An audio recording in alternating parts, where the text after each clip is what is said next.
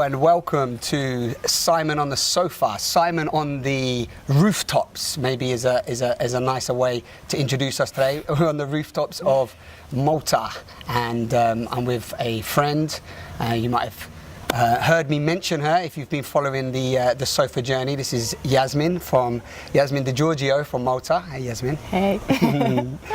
Me and Yasmin met over a year ago when I first arrived on the island, or quite close to. We was introduced to each other, and yeah, we just had a really nice connection. There was a lot we had in common, and we shared a few stories, and then over a sort of few months we started to connect and share, and then really I've just been saying probably for the last year, we've got to film that sofa talk. Hey, we're going to sit on the sofa with you. And she's like, yeah, when you're ready. So here it is. This is the first, and probably the first of many, because Yasmin's a bit of a, well, I know I call you the pioneer of Malta.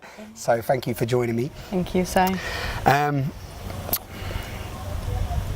Yeah, so I know you've watched a few, and obviously we got Prabhu on the sofa. That was through you as well. We've had a lot of amazing conversations, not on the sofa. Exactly. So we're pretty cool with that. I suppose I always say when we're filming and just to show up, as you know, which you do so beautifully. So I suppose I'd just like to say, I could ask you loads of questions, and I'd probably get you to quote things and so on. But just how are you feeling? What's on your mind at the moment, and what do you feel that would be a good way to start a conversation? Feeling pretty relaxed. Just had quite a busy morning. Got a bit caught up in my daily activity. Now just had a shower, and I'm feeling, as I often do after taking a shower, just clean, relaxed, in that space of just easy inspiration. So looking forward to seeing where we're going to go with this one. Nice. So you almost like, and you've said that to me before, and I know part of also a meditation practice is about that cleansing, isn't it? And there's always that opportunity with a shower or the washing, just to sort of wash away what's happened, and then start from that neutral place. Definitely, it's something that's a big part of my life, to be honest, because I find it's a challenge, sometimes to be in the material world but not of it. And sometimes it's just easy to get caught up in stress, and just the material world sucks you in sometimes. So it's a big part of my practice, is just maintaining that cleanliness and that purity, and physical showering is just one aspect of that. Yeah, so totally. Yeah. It sounds like a bit of a strange practice maybe to some people, just taking a shower. It's pretty easy, but no, but it's powerful. I feel it's very powerful. Yeah. Yeah, I know since we've met, and I started using that as well. That is a form of just washing away, like we just said, washing away. But I remember a few times you come round to our flat at the time when we were staying, and you'd always turn up and go, hey, can I borrow the shower? Isn't it? And I was like, yeah, of course. You want to throw you a towel, and then it's like, and then you'll come out and you'd be like, right, okay, that's finished, where we go. Yeah. But talking about the pull into society, because I know that we're both passionate about just society and culture, and I know that you're also have like a you have very much a voice about, how society functions, how business is. We've spoke about conscious business and so on, and I'm sure I mentioned at some point that Yasmin's just, launched in the last sort of 9 months now, isn't it? We're 9 months almost? 10. 10 months now of your first business. You're CEO of the Grassy Hopper. But in terms of like just that getting pulled into society, what comes up for you when I say that? Because you know how we just get, we've said it a few times, we've met and we're just like, wow, we want to stay present, we want to be true to our values and our ethics and how we live, and then we get sort of sucked into also, I suppose, that other aspect of society, which is all about me, and business can be like that, right? It's about like, what am I going to get and so on, and I know, does that make sense? What's coming up from you from that place? Because I know that I'm always talking about my stuff is always about, society's a nightmare, or not. It's a nightmare because I love it, but it's like I always find it just challenging, to go into. And me and you have mentioned this, sometimes when you even just have to go shop, go and do stuff, and you're like, man, I just had to enter that zone. So yeah, I mean, it's a bit weird because we talk about society sometimes, like society's over there and we're over here, which is not really the case because we are society. But, it's sort of interacting with the world. Sometimes you just slip into the human weakness, I feel. And just always trying to find those ways which bring you back, And sometimes you even have to play the game, I mean, running a business has definitely put me in situations where I have to get a bit angry or just show someone that they can't push me around, or, if I've got a supplier who's disappointing me, I have to, be a bit aggressive. So, yeah, there's definitely that when you do spiritual practice, there does start to arise that sort of, the way you feel when you're in your practice and the way you feel when you're in the material world. But I think now, and this is really one of the main wisdoms for my business, is just that lack of separation actually between the two of them, It's like the yoga practice is, going into Lidl and navigating those waters, and what comes out for us, the weakness that the world brings out in us, and then it's always that chance to deal with it. So yeah, it's the duality, out there and within us, and we're always dancing with it. And we're not separate. And the key is what I'm taking from what you just shared is that actually we're not separate from it, because whether it be a spiritual practice or your awareness shifts, and a lot of the people I talk to on the sofa are bringing in, and myself, as you know, have had different ways to view the world, but ultimately it's all still here. It's all part of it, isn't it? We're all in it. So like when you say, when you go into, and I know many people that even, many mystics and many meditators and so on always just say, forget going into the cave, meditate when you're in the chaos, in the thick of it, in City, in Lidl, and somebody's phoning you up saying, hey, and that's where it's at. Many spiritual teachers say the outer world is a reflection of your inner world, and I think it's very true. But we have this sort of way of talking about the world, and it's especially its negative aspects, as though it's society. I'm here, I'm good. Society, it's screwed up. It's bad. It's not going how it could be. And this separation, it's, in a sense, it's not very empowering, because you can't change something which you're not a part of. So, I mean, I think, starting the business just has given me that, I have no choice but to bring my practice into this world, and to see this world as my world, not as something outside of me or outside of my control. Which, as you said, it's challenging, It's challenging to maintain non-attachment and love amidst, the dark side of the world. But, I mean, that's what we're here for, I think. And again, it's interesting, isn't it? Because actually, because I know we mentioned business, and I think that it's a great conversation and around this term, which has been sort of thrown around a bit, and I know that you went and recently did a talk in Istanbul on conscious business, and so on. So if you're happy to sort of dive into that area, because I think that's really where you're at as an individual right now, I think that's really one of your messages that you've definitely been educating me in as well, is that balance, what it really means to be conscious and more loving and more authentic and more, my favourite word, transparent in business. And like you said, we're not separate from, so it's like how you embody that and then bring that into say, I mean, I know Malta's smaller, but still, it's still a reflection of what business is like anywhere around the world, right? It's like majority of business is just what can I get and so on. So I don't know if you want to share a few words on that sort of dynamic of the two, Yeah, I mean, business is one of those areas where a lot of people feel like things are not really sort of ethical or sustainable, or not really giving us what we want them to. But again, we always talk about business as them, it's Nestle, it's Coca-Cola, it's their problem. But that talk that you shared yesterday, we're wearing their clothes, we're walking on their roads. So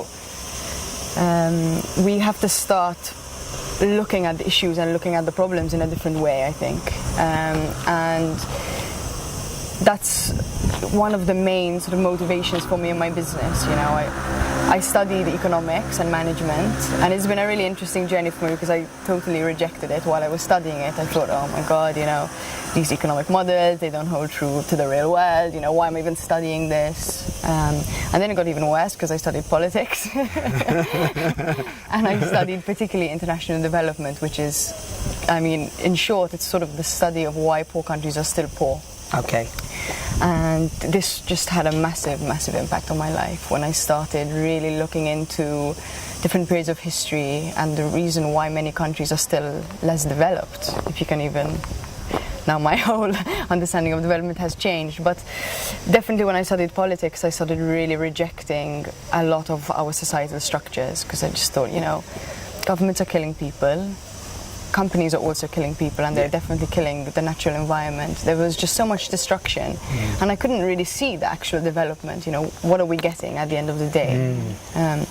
Free market ideology was supposed to bring, you know, freedom and choice and, you know, higher standards of living. I think we really have to question whether that happened.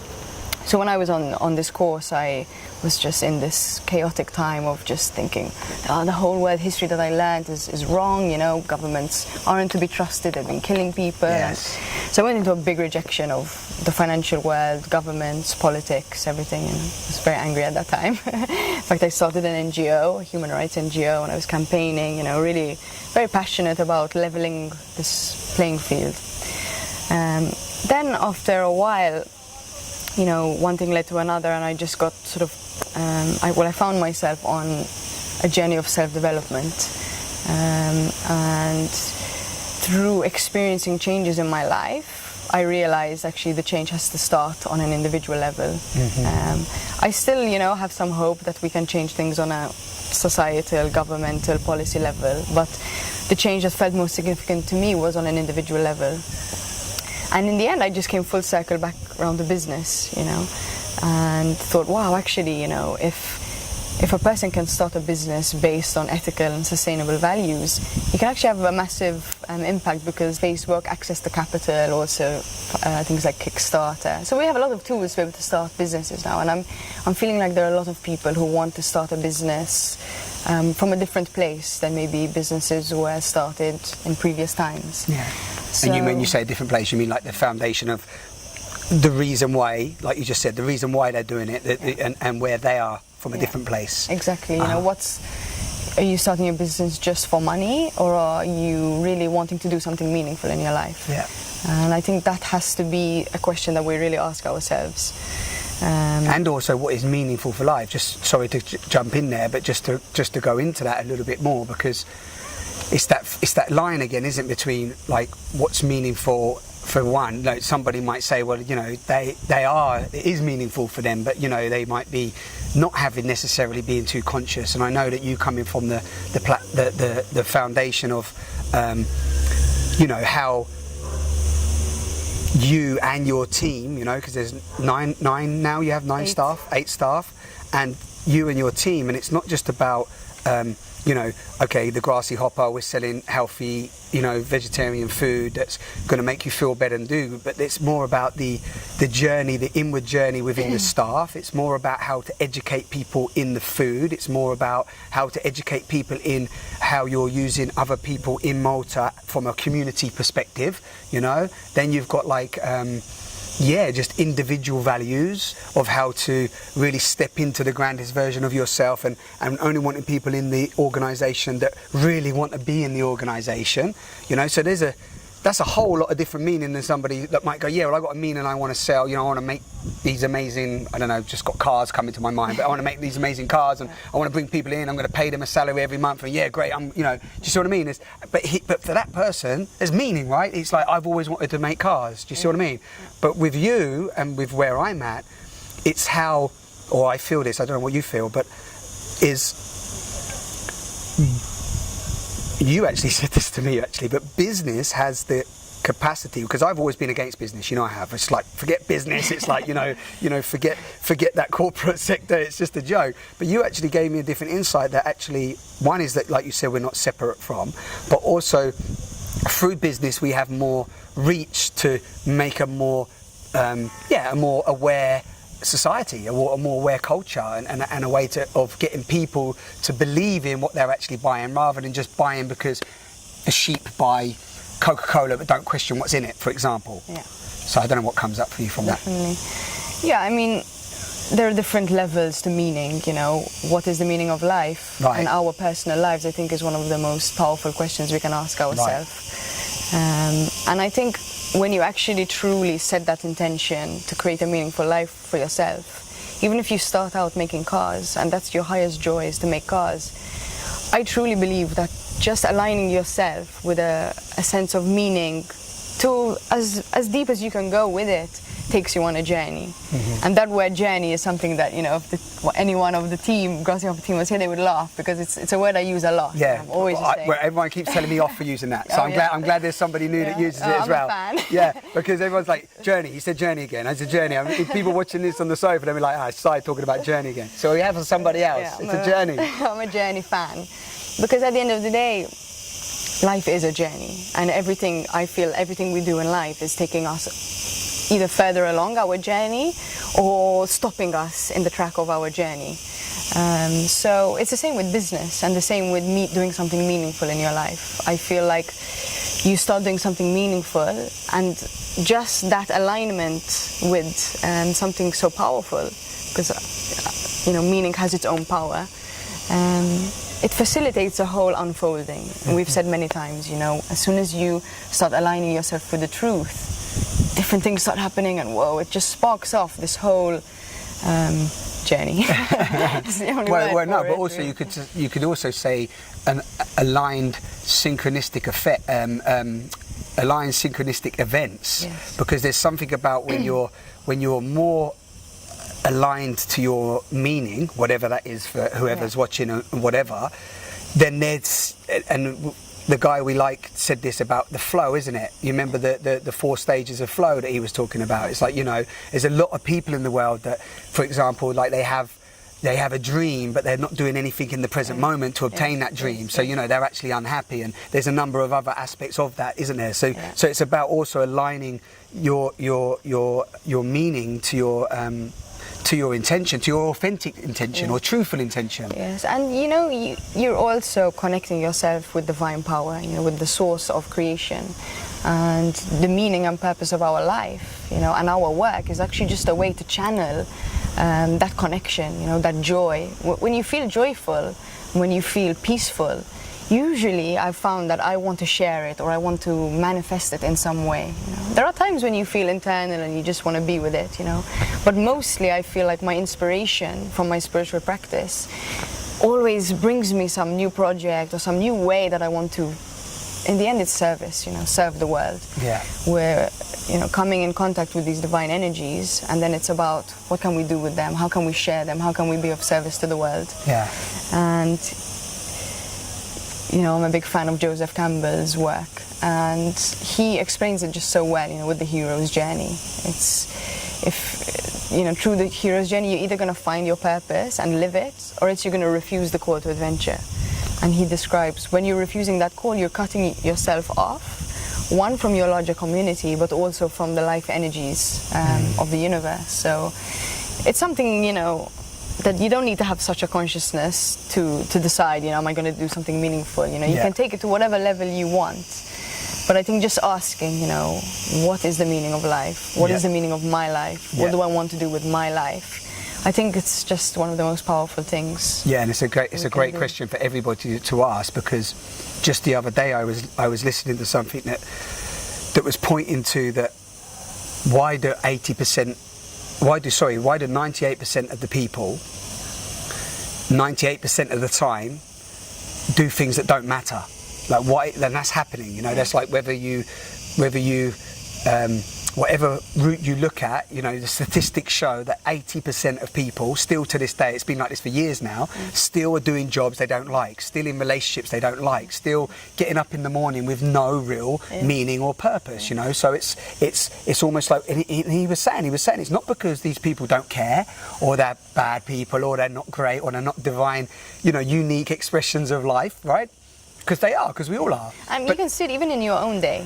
You do things that are not meaningful. Right. And even if you just start questioning that, you know, it's the same micro level and macro level, you know, same thing that we're having to deal with, you know. Yeah, that everyone has to deal with, you and me and everyone. Yeah. But what he threw in there as well, added in there, was that it's not that they don't care, it's actually that who we've been shown by also were trying to find their way in that process of like finding things that matter, but they were struggling too. So it's like we've been shown and educated what matters by people that didn't know what mattered either. Do you see what I mean? So it's like the blind leading the blind. So I think that when you mention the Joseph Campbell, and there's something we could talk about around that, again, the archetypes in business, because I love it when you describe that. You know I do. I get really excited about that.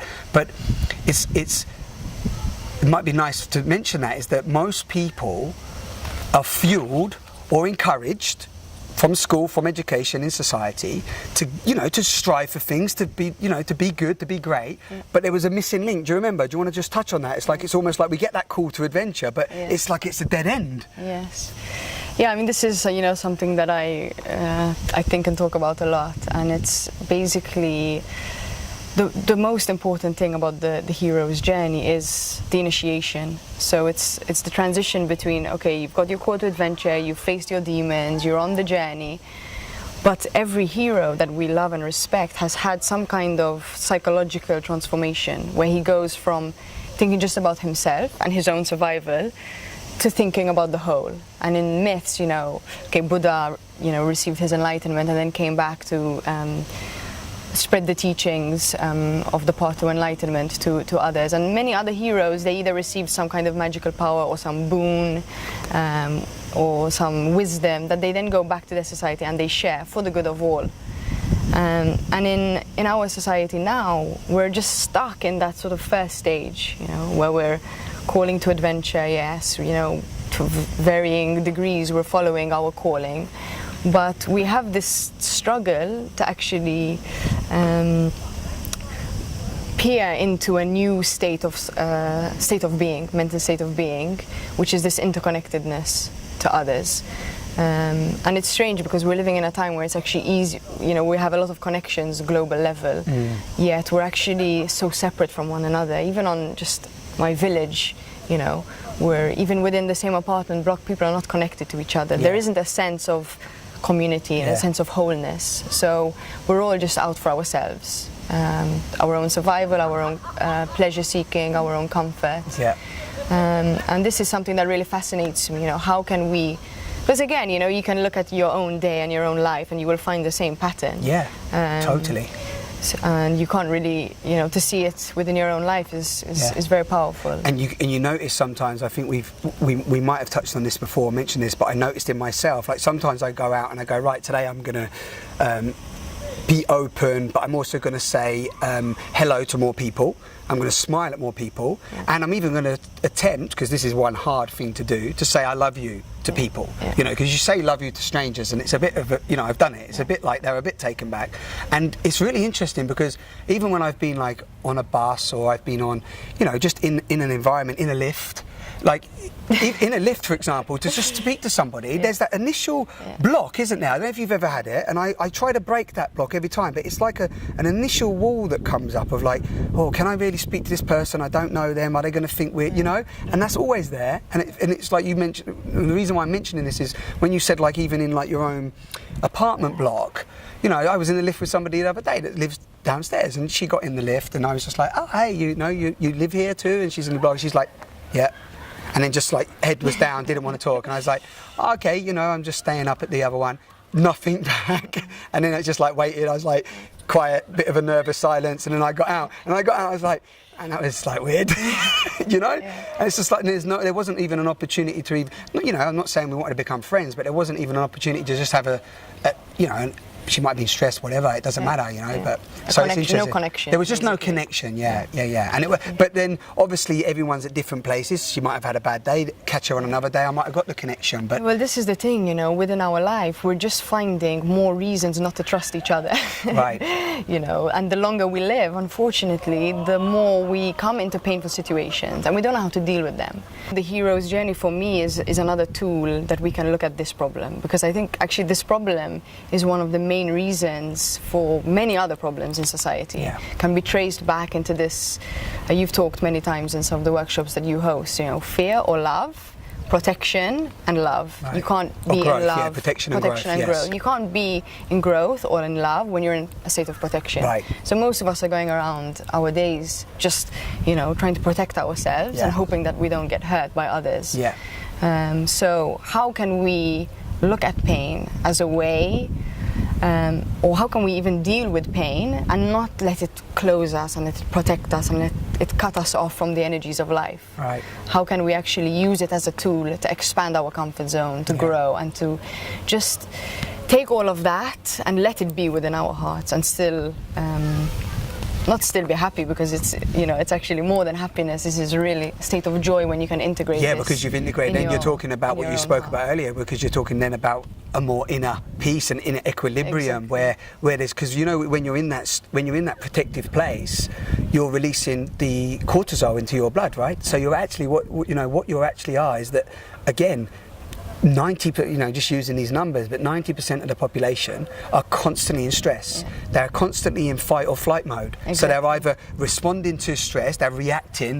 Where did we just come from? We went to get a drink, and you come out. I was waiting for you, and you went, let's go from here, right? And you said what? And you go, I think everyone's a bit stressed in there. And we were just in this, this like cafe. It's a Sunday, in the sort of tourist area, and there's obviously a bit of stress and tension going on in the workplace, right? Yeah. And again, but you felt that. You see, it's like everybody feels that. So it's like we're being moved by that anyway. Yeah. It's hitting us, it's hitting ourselves. Yeah. And it's difficult to be creative and to express love and to manifest, going back to business, manifest your projects or the deepest thing that you have inside you when you're in a protection mode. So really just this sort of journey from fear to love, from protection to growth, is probably the most significant thing that we can do in our life. And I believe that everything that we experience in our day is just giving us the next practice, to make this journey. And this is essentially what the hero's journey is, this journey. But in past societies, there were more guides. We were more in touch with the wisdom of people who had successfully navigated those waters before. And I mean, if you go back even further, you had societies which had specific rites of passage. So when adolescent boys were ready to become men, they had to go through some kind of ritual that would teach them this. And back then it was obviously the survival of the group depended much more on each individual. Survival was a much more pressing concern. Yeah. So if even one member of the tribe would put his own good above the good of the tribe, I mean, they just couldn't have that, you know. So they had rituals. Because that was actually going to kill the survival more so. That would harm the whole group, you know. So they actually had rituals where if one of the boys proved that he wasn't ready for that responsibility, he would actually be killed. Wow. So it was to that extreme where they just saw it as something that the survival was way more important, right? Yes, the survival of the group was much more important. Yeah, I'm glad you've actually, I'm glad you repeated that, because actually the me that we spoke about earlier of the survival is what's causing, or seems to be causing, a lot of the dysfunction, because there is still that natural within us as a living, breathing organism to survive. Yeah. That's like an innate, you know, isn't it, response mechanism. But it's because of that, again, that fight or flight, that like fearing that I'm not going to survive, you know. It's like that's causing the stress, which is then making you not be considerate for the group. It's not, you have no considerate for society or for you know, for them over there. That's their house. Their walls separate us, you know.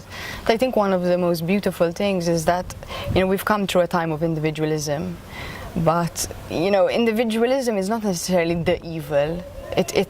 Every aspect of life has its light and its shadows, and individualism has its positive, because, you know, in the past and still in some cultures now, you have maybe too much group consciousness where the individual isn't allowed to develop his own sense of what is right or wrong or what has meaning for him or her.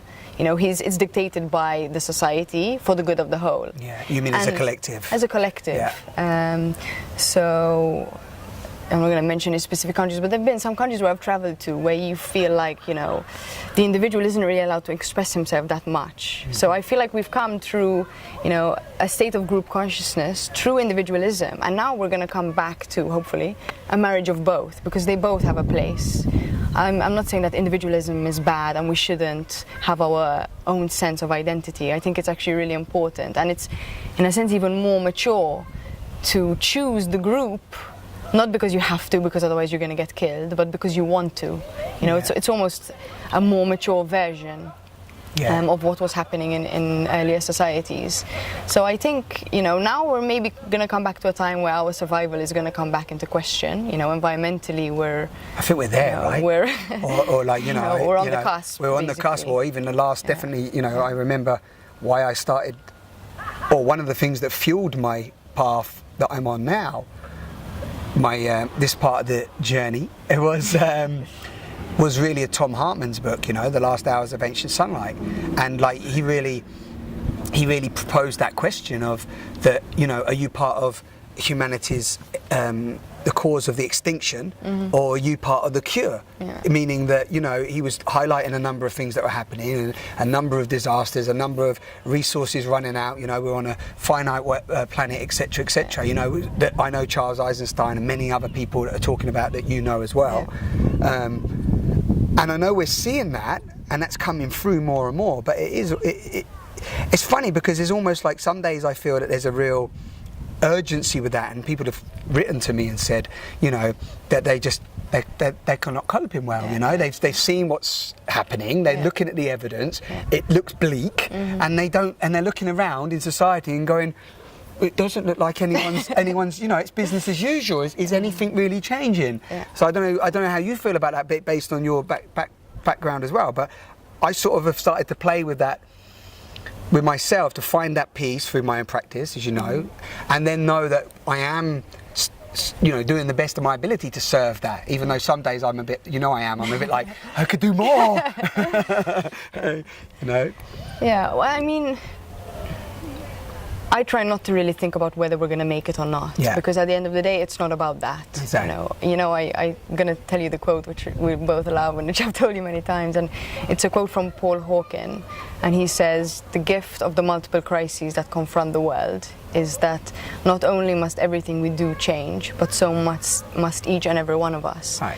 And unfortunately, you know, our human nature means that very often it's only when we're facing some crises that we really sort of, you know, dig deep within ourselves. And so it's the same, you know, when people have a breakup or they experience a death in the family, you know, that's when they start questioning the meaning of life, not, you know, on a day-to-day basis. And it's the same, I think, on a global, you know, on a global scale. It's like we have to face this challenge to really be put in a situation where we have to ask some serious questions and make these changes. And I was reading actually a story from a Vedic book recently, and it was the story of a woman who was saved by Krishna. And she was saying, you know, I'd happily go through all of the disasters that I had just to be saved by you. And then she, you know, goes on a poem of praise to God for saving her. And then she says very poetically about how the state of hopelessness is actually quite a beautiful one, because it's only then when we can be saved. And she says, you know, when everything's going well, we don't really care too much about our liberation or our enlightenment. We're just sort of happily enjoying it. But when we're, you know, in some crises, that's actually when we're closest to God and when we're closest to divine power.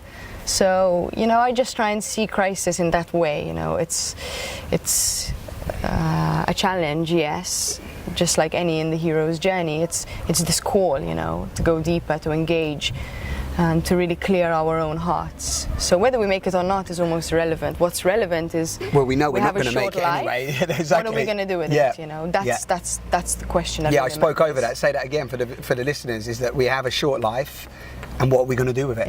That's the question. And we forget how short our life is. Temporary, fleeting, flying by. You know, and you mentioned something there, which is my favourite word at the moment, death. So it's like, but you know, again, it's what you're saying is very on point for me, is that, you know, there is, at the point of death, when we actually look at death, and I'm loving Stephen Jenkinson. Some of you that watch the Simon on the Sofa talks, you know that I mentioned Stephen Jenkinson a few times, but from Orphan Wisdom, and he really looks at death in a real, like, you know, that he was saying recently that human beings are, you know, they're made. We're making them. You know, it's like and that death feeds life. You know, and it's that in that point of death, there's the renewal, and that are we willing to die to our refusal to die? That was, you know, when I heard that, and it just resonated with everything. It's like ultimately this whole idea of separation, and we don't want to actually look at the fact that we're dying day to day, you know. And if we did, and we took that sort of made life more precious and see that sacredness in life, that would connect you to, I think, what you're calling the divine force, that God's power, is that when you see the sacredness of life and you respect life and respect yourself first and foremost, and you see the worthiness in you, that just changes your choices. There's choices you can't make, isn't there? Yes, and you know, this facing of death is, you know, it's a massive journey in itself. It's a heroic journey, just engaging with that, you know, and it might be the most important one of all, because, you know, you can't really start living until you've faced your fear of death. So, you know, facing the monstrous mystery of life and the fact that we might die is very spiritually productive, you know, because otherwise we're just kind of pushing it aside, you know. And hoping, we're in that sort of like desperate hope as well, aren't we? Like, it's like, I hope I live till I'm 80, or 80 is a good age, you know, and all this like, if I get my pension when I'm 60, then I'll be able to settle down and then do my travelling, and all of this sort of like futuristic projection, isn't it, of actually fear. Yes. I mean, I always associate it to, you know, even talking about the menstrual cycle, you know. I know we spoke about that before, but again, it's like these things that, like, don't talk about them, you know. It's like, and ultimately why don't talk about it? Because we don't understand it. We're not willing to actually look at it and see what it's offering us. Because it brings us to that edge of things that we're not comfortable to talk about. Right. You know, brings us into that space where we're denying, you know, where we're keeping just things in the closet. Yeah, totally. Yeah. Which is funny, because on this path I'm on with, like, you know, authentic communication, transparent communication, I mean, it's bringing up everything for me, you know. It's bringing up, like, just like how vulnerable are you willing to look at yourself and actually see that you're not actually, you know, you're not actually living that truthfully, you know. That's like, you know, and I've been been on this exploration for 6 years, and even just now, even in a few experiences recently, especially in the last sort of 6-8 months, of like, wow, I thought I was showing up in a completely different way, and then when you step out and look at it, you're like, wow, actually no, I wasn't, you know. And even like, you know, you could be sharing something that you think is, you know, really authentic, and you're being that, and then actually when you step back, and are you willing to really look closely at your actions and how you're being, and then you can go, wow, it's not aligned. You know what I mean? And I think that's scary. That's scary to look at, because it brings up, I don't know, challenge and like more work. Yes, totally. But this is going back to what we were saying about the world being maybe not a great place. This is giving us this opportunity to do this. You know, if it was too easy, we wouldn't have to face this. Yes. If we weren't being put in situations where maybe it was easier to lie, then we wouldn't have to engage with lying and with truth. You know, so you know, yes, the world is not the perfect place, and it's probably never ever going to be. But it's really giving us this chance to realize everything that's within us, and I believe we have universes and galaxies within us, you know. I believe what's out there is all within here, but to go within is not always so easy. But out here, it's in our face, we can't escape it, you know. So, you know, we can look at it like that. Wow, you know. A lot of chances. Yeah, but I think from this conversation we're getting as well, and for the people listening, I think there's that, just really noticing that there's not a separation. You know, there's not a separation. And I know that there's a lot of people out there, they talk about the oneness, and they talk about, you know, if you've been watching the talks I've been on, some of these concepts are hard to grasp sometimes, you know, we shy away from them. It's like, what does it really mean? But actually, when you really look closely within yourself and then out, actually everything is interconnected anyway, you know. And you said something which I don't always resonate with, meaning that we say that the world's, like, we see that there's imperfection. Totally, I'm with that 100%. But I do feel that, like, it's almost like the world seems pretty damn perfect. There just seems to be a problem with the human species. I don't know, you know, without like making that like a judgment or a big statement, but it seems that I don't know, when I look at nature, and I've been exploring a bit of permaculture and just, you know, what nature's showing us, it seems that nature seems to be all working, it's interconnected, it's feeding each other, you know, things are dying, living, growing, and so on. And then when it comes to like, and maybe we're just at the stage where we are in our own human species growth, but when it seems to human species, there seems to be so much, just so much that seems to be out of aligned or not working, or scared, or I mean, we can just look at the conflicts, you know, like you said, you know, micro, macro. I mean, just look at the amount of conflict that humans have. It's, you know, it's kind of like, sometimes that's where I look from, because, you know, I'm in the love and like the openness and the authentic communication, and like, how could you harm another? How can you have consideration for yourself if you can't consider another, you know?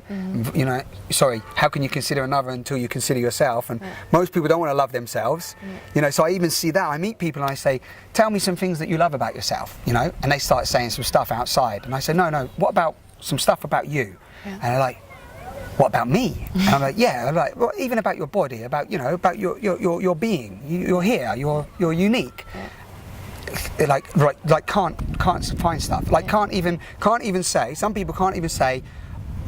Even I'm very thankful for my body.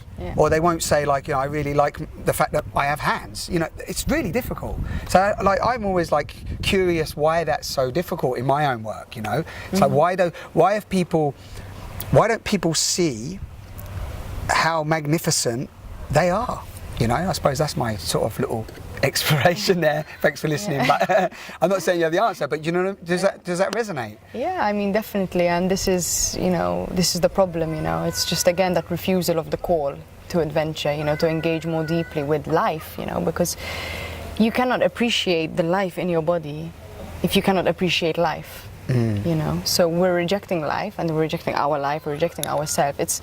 It's all connected, you know. You can't selectively numb, as Brené Brown amazingly puts it, you can't selectively numb emotions, you know. Right. If you're gonna numb pain and sadness and anger, you're gonna numb joy, love, excitement, you know. So it's, again, just like, how open are we to life? And there are many sort of reasons in this world to not be open to life. Right. And we see this, you know, with food, with alcohol, with drugs. It's much easier to just numb yourself to emotion. Right. And again, just going back to, we're not educated on how to deal with emotion. Emotion is a dangerous thing. You know, it sends us into out of orbit, strong emotion. How to deal with it. This is, I think, something that we really need to learn.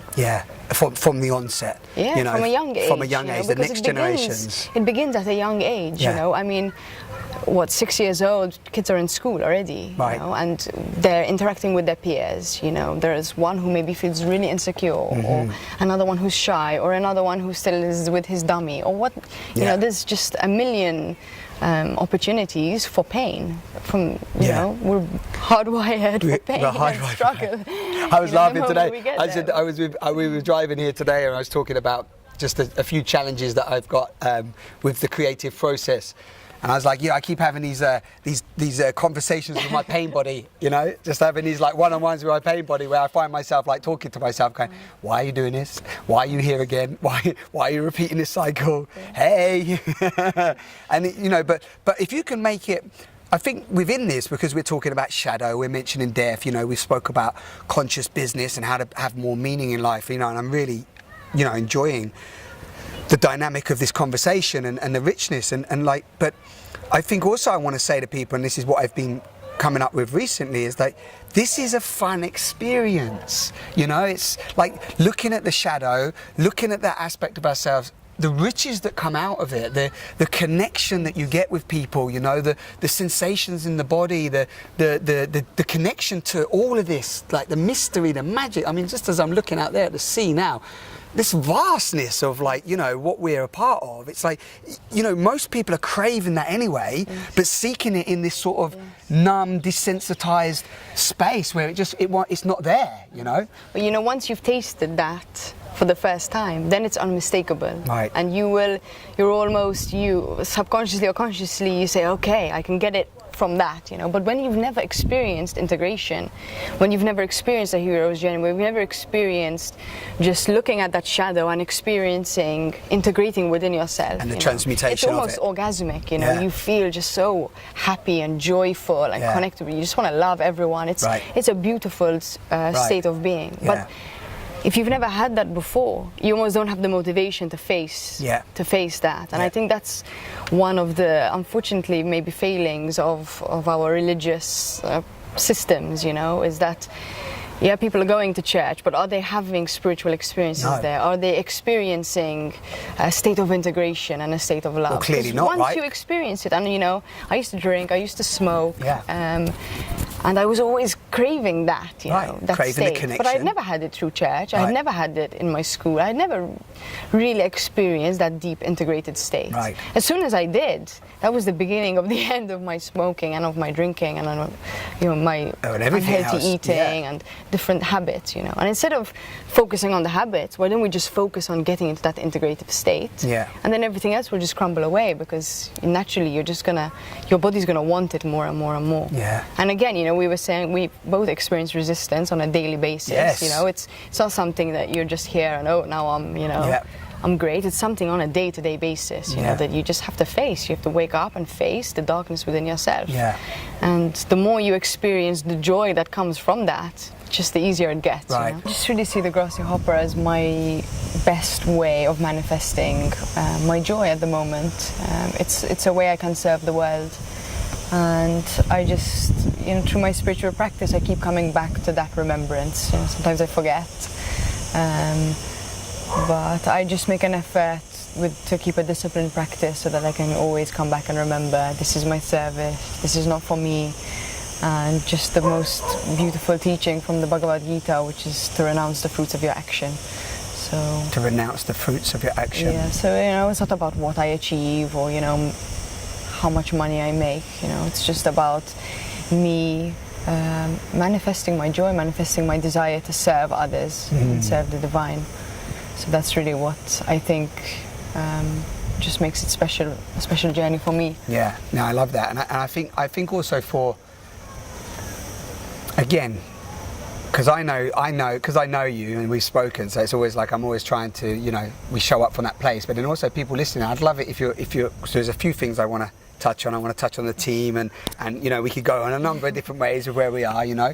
And I know that like the way that we sort of try to break things down is really cool. So I don't know if you'd like to just talk, because you mentioned it a few times, but talk a little bit about your spiritual practice, or you know, or what your, you know, what that means for you, or how that arose, or what it, you know, what it represents, and so on. You know, and because then for people listening, because you know, spiritual means a lot of different things for people right now, you know, and it's like it's a word that gets thrown around, and you know, there's a lot of people talking about how, you know, spiritual people are just like, you know, they bypass stuff and so on. Whereas I know that you're very much, you know, you're a disciplined. You know, you bring your spiritual practice into everything you do. So do you want to talk a bit about it? Yeah, no, you try, but even saying that is rather than saying like I'm some enlightened, you know, master, I do yoga every day and I'm great, as opposed to like I'm using this as a tool, right?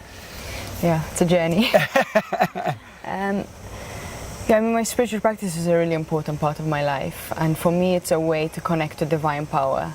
And even just using the term divine power, God, it's almost become something that we're uncomfortable with, right. Which says a lot. Yeah.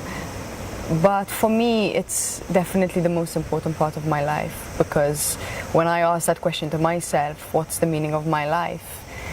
The answer that I came up with was, my life is a form of service. That's what I want. I feel like my highest potential is to serve the divine power, and through seeing the divine power in everything, you end up wanting to serve the world. And my spiritual practice is the anchor in my life that keeps me remembering the meaning of my life. And it's also what helps me build up the strength and the stamina to be able to embody the highest values that I think are worthy. So, you know, it's not easy to be truthful, to serve others, to think of others, to make others happy. You know, spiritual ideals are not something that we just click our fingers and we're living them, you know.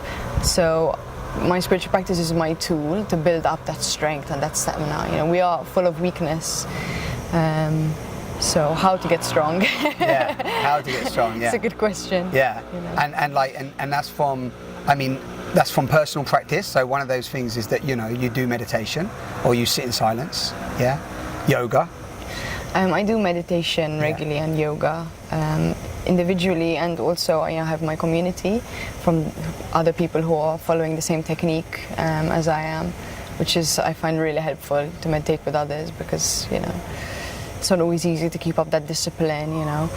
So yeah, and also like from a yoga perspective, because I've been exploring yoga a little bit more myself recently. It's like also yoga, sometimes people get a little bit caught up and lost in the yoga, because in the West it's become like a little bit about, you know, asanas, looking good and so on. And I think I already mentioned this to you, but the teacher that was teaching me recently was saying how ultimately yoga, the asanas are the breathing exercises, you know, and the way of you then to be able to experience yoga. And then it's like yoga is also about then, you know, your life is yoga, right? It's like, you know, so you're talking about a spiritual practice or a spiritual, you know, it's about how to implement the way of, you know, bringing yoga, you know, and you could even use it as like even permaculture ethics, right? You know, when you understand permaculture and you look at what permaculture is showing, you then live from that place, don't you, of like how nature is talking to you. And it's like that becomes the practice, isn't it? Yeah. You know, of connecting to.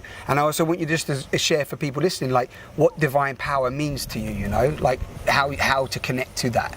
Or well, I mean, that's what yoga is to me. It's a way of connecting to God, the technique of how to be in that connection to divine power.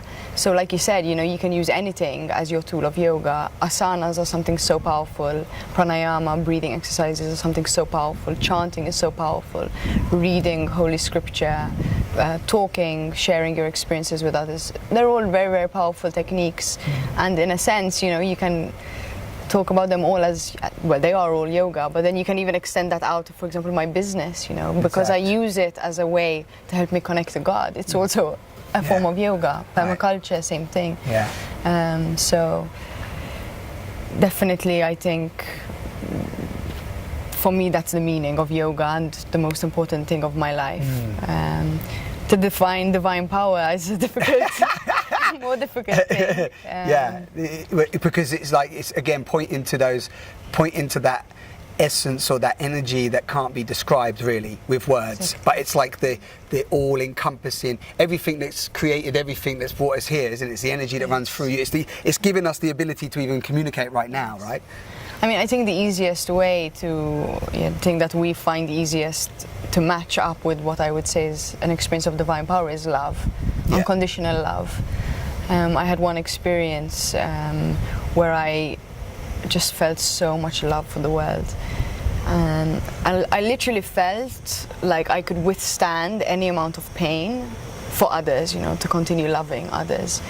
And it was a big changing point in my life, you know, from doing spirituality for my own benefit, for my own pleasure and my own enlightenment and my own success, to realizing like, whoa, you know, the whole point of that is how you're going to use that state to help others. Yeah. And how to let go of all of that. It's like a constant letting go, isn't it? Like some people, like you say, might get into it from a personal thing first, want to kick a habit or, you know, break or something, and then it's like over time the yoga sort of does the job, you know, takes you into that place.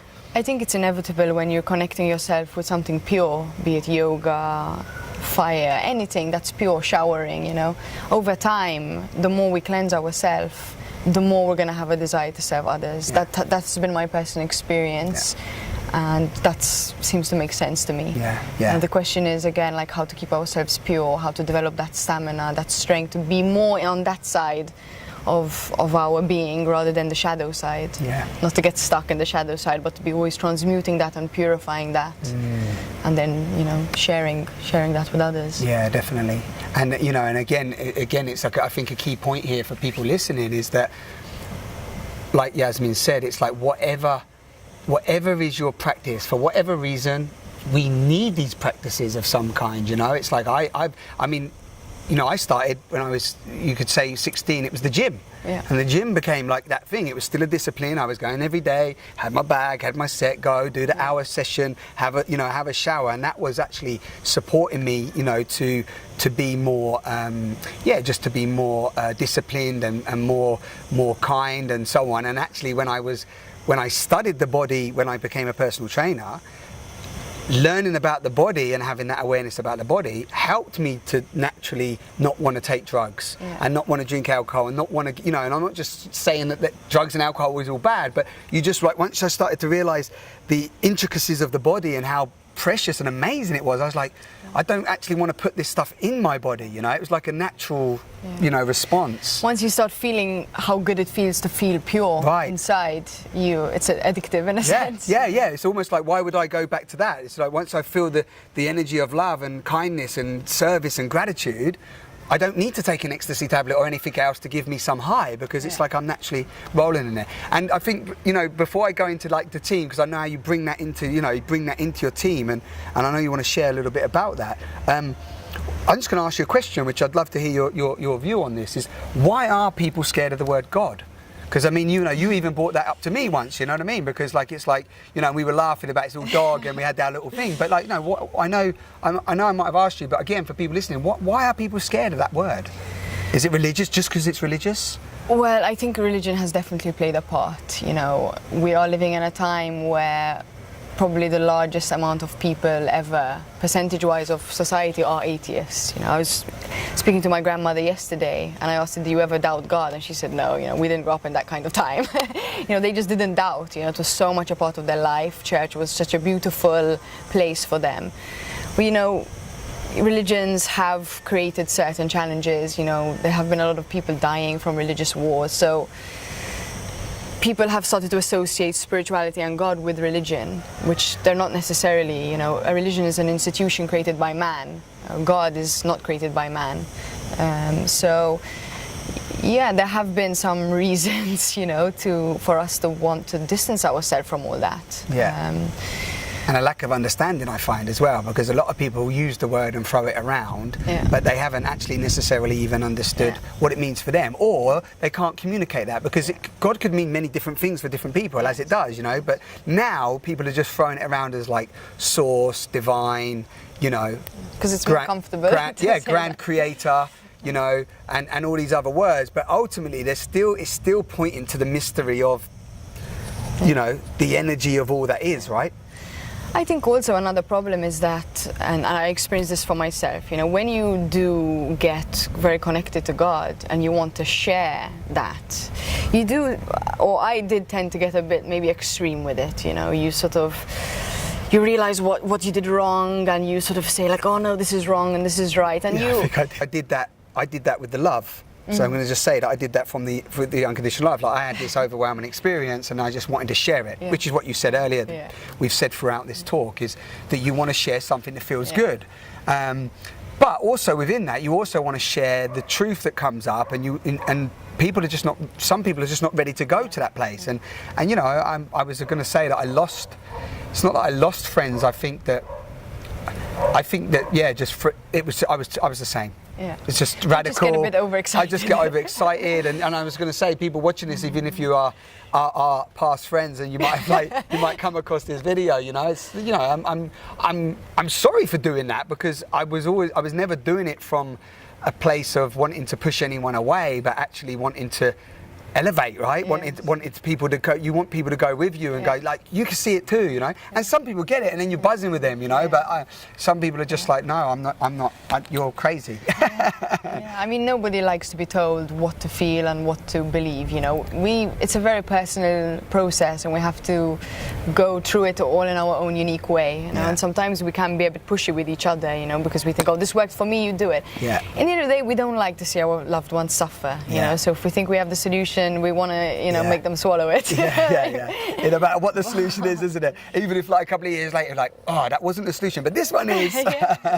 You just share, and it's sharing along the way. So I think, you know, well, what's coming up for me, unless something's coming up for you, is just like maybe sharing a little bit about because we've talked about, you know, we've gone through the whole, we've had a little, you said this the other week actually, you can have a hero's journey in like one experience or one, you know, so I think today we've covered a lot of different angles of the human experience right now. So, you know, do you want to talk a little bit about just how you've integrated some of what we've said into your business, into your team, and how that's really working for people that might be starting businesses or have businesses out there and thinking about how to really bring in a more productive, conscious, supportive team. And who's the guy we like? Vishan, what's his name? Vishan Lakiani. Yeah, Vishan Lakiani. If you've not seen it, he's done a great talk, which me and Yasmin love, called Happiness is New Productivity. And I think we were both inspired by that. And I know since then you've been inspired by loads of people. But do you want to talk a little bit about that? Yeah, I mean, it's really interesting, you know, bringing all of this into a business setting. Right. You know, it's some of the team have never experienced working in a place where any of this, you know, has ever come close to being brought into the workplace. So it's very experimental, it's very new. I get inspired from other people, you know, like Vishen and others who are talking about similar things that they're doing. But, you know, we're sort of creating it as we go, making it up as we go along. Part synchronicity, the two people who joined the team from the beginning, Mario and Emmeline, just totally just my blessings, really. I don't want to talk about too much about their own journeys because, you know, it's a personal thing. But both of them have just had an amazing journey from joining the team. And from the beginning, I always said that intention, you know, that this is a form of service. I've worked with Mario before, and Emmeline and I have known each other, so we sort of came together with this co-intention. And just before we launched the business, we created a big blackboard. We wrote down all the values that we want to stand for, and from meeting to meeting we were always coming back to this and saying, okay, you know, we've got this blackboard, we've got honesty, patience, good food, we've got everything up here, like what do we want to co-create? And every time we were just adding a star to the word. So from the beginning it was again this intention to make this business meaningful, and both of them have just had amazing personal transformation through the business. In the beginning it was a little bit hard for me to sort of make this a really overt part of the business because I was new to it. I wasn't totally confident and believing in it. But as we've come along, and also as they have had such transformation and they're helping me now to create that vibe within the workspace, again, we're just now on this collective journey together, and all of the team are just on the same page. You know, they want to devote their life to something that has meaning, and they see their job as a tool. So we've been integrating, you know, you've been there in some of the workshops that we've held. We've held workshops where we've I wouldn't say toy, but we've started the process of bringing things like transparent communication, integrity, responsibility. We've delved into some of these subjects. Conscious business, what it means, you know, what are their values, you know, what remember we did that one around like who inspires you, you know, like how do you see yourself, leadership, exactly. So we're always reminding, you know, bridging this gap between your personal meaning, your personal journey and your work. And I've found that it's just brought so much positivity into the workspace. And, you know, you just get time and time again, time to practice this. And I think that has actually possibly been one of the most fulfilling parts of the business, just seeing the opportunities that it's given each and every one of us. To change, to transform our lives. And, you know, going back to what we said about the lack of community within society, we have a real sense of community and a real sense of wanting to support each other through our bad days, through our mistakes, through our happiness. When people join the team, I get them to write 3 different things, and this is something I picked up from Vision. The first one is things they'd like to manifest in their life. The second is skills they'd like to develop, and the third is how they'd like to serve the world. So, and you're sort of watching each other. So, for example, Mario wrote down that he would like to go and go to the World Cup final. You know, to get tickets is a difficult thing, and we all saw that journey of him, you know, writing on the paper and sharing with all of us. You know, this is a dream that I'd really like to manifest this year. And we watched it happening. We watched him putting his energy to it. We watched him maybe getting the tickets and then not getting them and then getting them again and then buying the tickets to Brazil, and off he went. And it's a really beautiful thing to witness each other's joys and each other's sorrows and being there for each other in this sense. So and seeing dreams become tangible. Exactly, seeing these manifestations of our heroes' journeys in a sense. And then seeing how powerful that is through the process of thinking something and then having the team, the community to support that. Yeah. And then seeing how through those experiences, when you start to see the power of that, then you move beyond the limitation. Yeah. So you start to see what could be created on, and I'm not taking anything away from that, but you know what I mean? It's like initially we might think, oh, I want that, and then from the collective, like, wow, look, we could actually create this, from a business perspective. And I love what you said there, and I think some people listening, especially businesses out there, and if you're in business, if you're a business owner or whatever, have you ever thought that business is community? Because I've never actually linked that. I don't know if you can hear the dogs, they're going wild. I think they're really happy with the conversation. That's our audience. But I've never personally said that business is community. And I don't know if business see themselves as community, but I'm sure they do. But there's like how to even integrate that more is quite interesting. Well, often there's a lot of competition in workplace and a lot of gossiping and sabotage Drama. and stuff. So it's not always a happy community. It's always a community, but maybe not one that's really supporting. We have this sort of saying within the business is to be the best version of ourselves, which I think I picked up from you actually. And again, it's just how can we support each other to be the best that we can be, because it's easy again to slip into that weakness of thinking badly of each other, protecting against each other. And if you manage to create a space, and I'll be honest, I don't know exactly what are the ingredients that made it happen. I know some of the things that we did, but I can't really model it. No, but and continuing, right? Because at the moment it's still in. It's that living organism. Exactly. Like you're doing an event coming up soon, aren't you? Where you're just bringing people together and in a nice environment. You're going to hang out and create that that supportive community feel as well. Yes. We're planning to do something again in a couple of weeks or something around maybe around leadership, wasn't it? Or I know you were saying something as well about like how to bring the team in, which I don't know if you want to mention that, but the team have stepped up. That you're bringing the team in now to do other roles. So within that, you see they're seeing the opportunity to go, wow, I can advance in this business. I think because we have this sort of philosophy, and I think it's something that I manifest very strongly because it's such a passion of mine, to help each other through that resistance into that more expansion. You actually realize you have new skills, new creative abilities that actually come out from that integration, from releasing those limitations and those shadows. So we're always on this sort of discovery of new qualities, and we're always expanding our abilities. So the team is just, on this journey of becoming better versions of themselves. And each time you manage to integrate some shadow or some difficult situation, you feel closer together and you feel safer with each other. So it's just an amazing community. And each time a new person joins the team, it's an opportunity to integrate them, and that sometimes is a challenge. And then you use the mirror from that, what that brings up with everyone, all the individuals, and see how that draws in, how they can open, and you know. I mean, for me, it's been a massive challenge, and you've witnessed some of it. We had one circle where we were doing a transparency circle, and there was someone new there.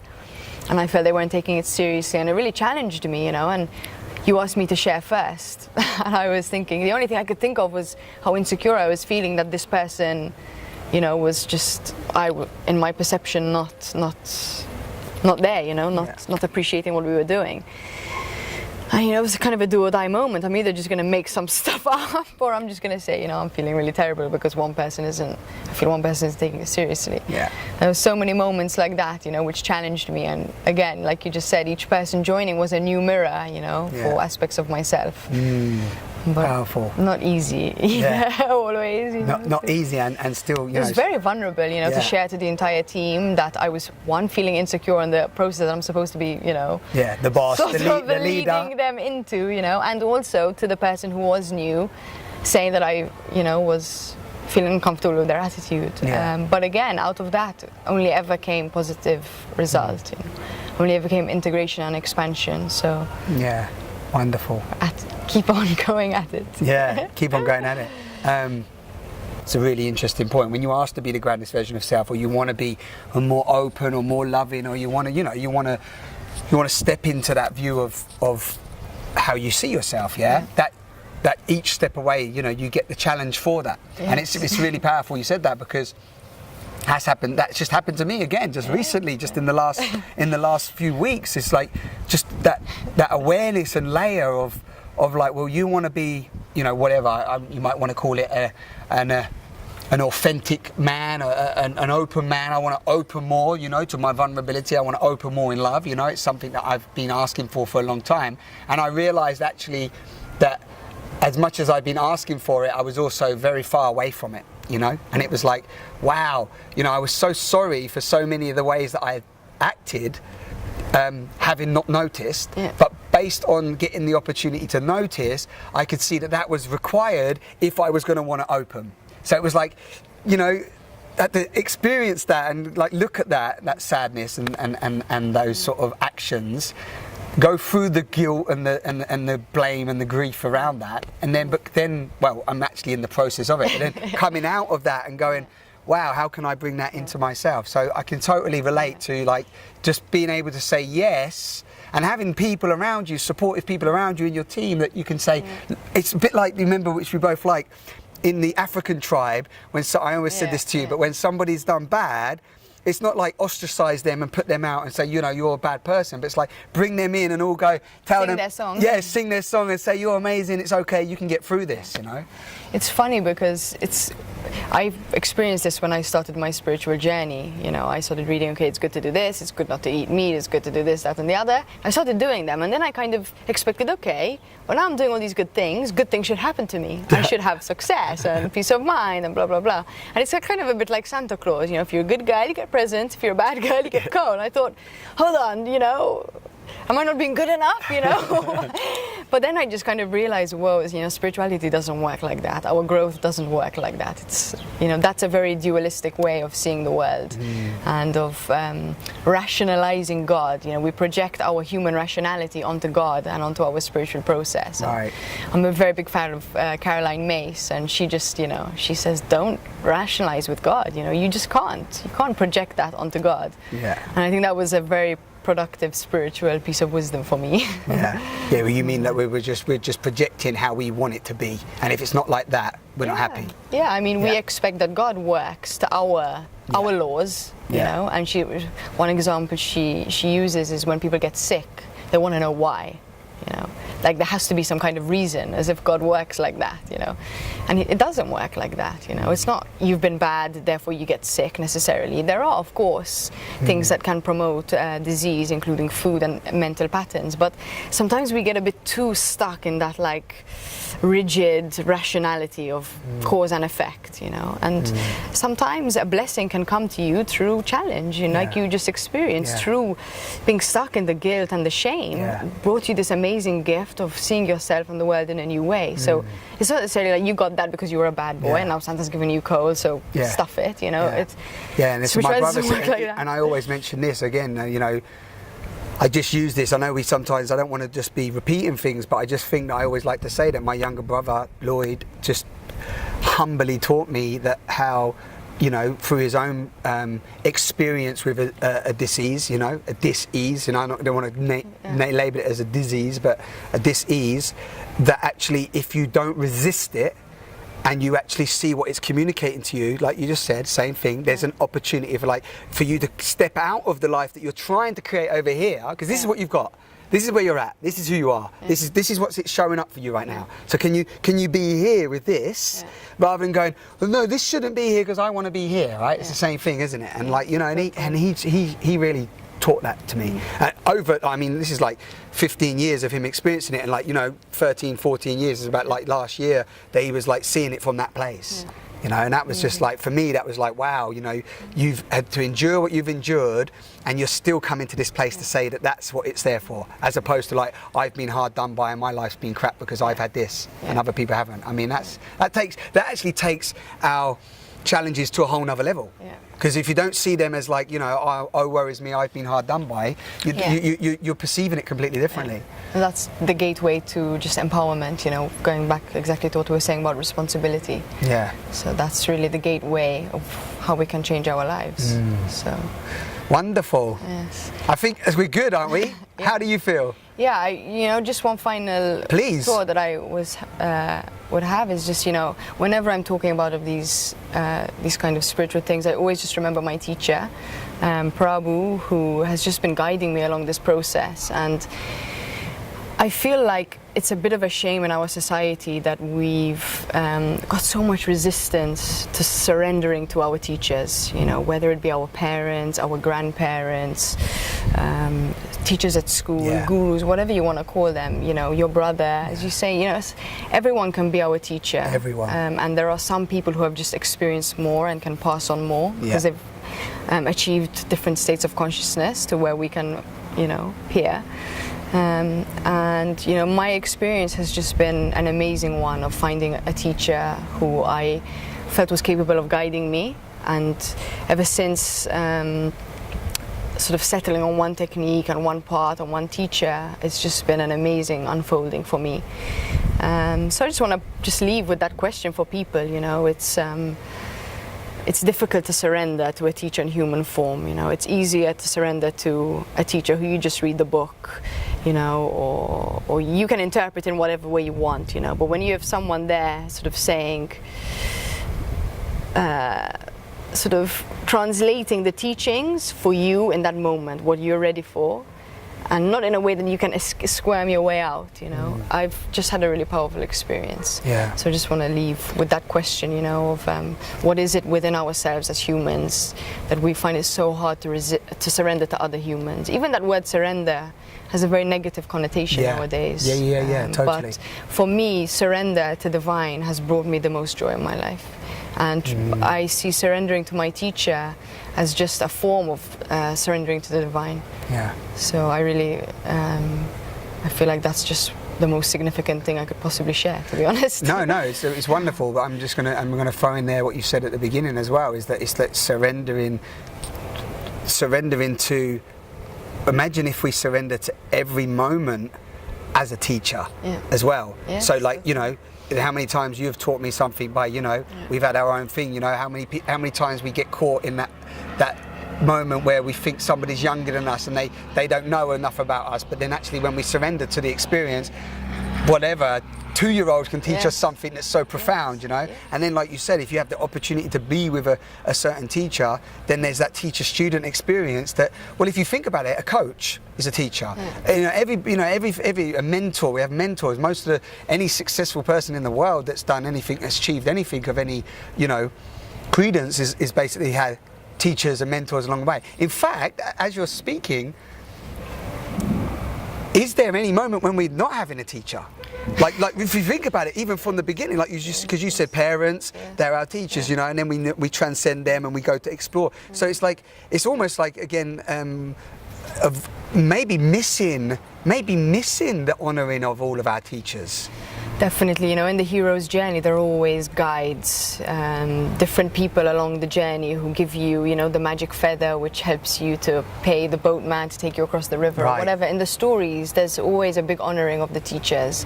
And I think in our modern world, we've maybe lost that slightly. Not everyone, it's a bit of a generalization, but I have noticed, and within myself as well, always, and we do have this kind of resistance to it. And like you said, you know, so true. Divine power comes to us through many forms as our teacher, and essentially the ultimate teacher is God, is divine power, and it's just up to us to how much we can surrender to that divine form in all its varieties. You know, I was just reading a story of one saint who was, you know, doing a ceremony, a holy ceremony, had all this blessed food, and this dog came and ran off with the rice. and he got the side dishes, you know, which were supposed to be eaten with the rice. I started running after the dog, saying, God, wait, you forgot the side dishes. He wanted to give it all to you know, he was just seeing that dog as a representation of God. Okay, right. So he's like, take it all, it's all good. So he's like, wait, you forgot the side dishes. You know? It's such a sweet story, you know, Yeah. just a reminder that, you know, our teacher comes to us in any form, Yeah. you know. Yeah, but we, for some reason, when it's in a human and the higher up we put that human or others put it on a pedestal, the more we resist it. Yeah. So but that's just an interesting... No, but it's beautiful, but we could talk about that for another hour. Yeah. There you have it. That's our talk on the roof in Malta. Simon on the sofa, but I know you're seeing me on a chair, but just, you know, go with the flow, you know. It's just like see me on these different places, and this is a wonderful... Yasmin, I hope you've thoroughly enjoyed this conversation, and if you're new to Simon on the Sofa, please look at you know, the hundreds or however many conversations I've recorded now with amazing people. You know, I'm out there just bringing these transparent dialogues to you for you to explore yourself as well through them. You know, as that famous saying goes, isn't it? Whatever we're sharing, you know, don't believe anything that doesn't, you know, connect to your truth and to your common sense. And anything that we've shared, go and explore it for yourself. And if you enjoy this, share it with friends, because that's how we spread it around the world. And you know, subscribe to the page. As always, I always like to ask the guest for a hug. So let's have a hug.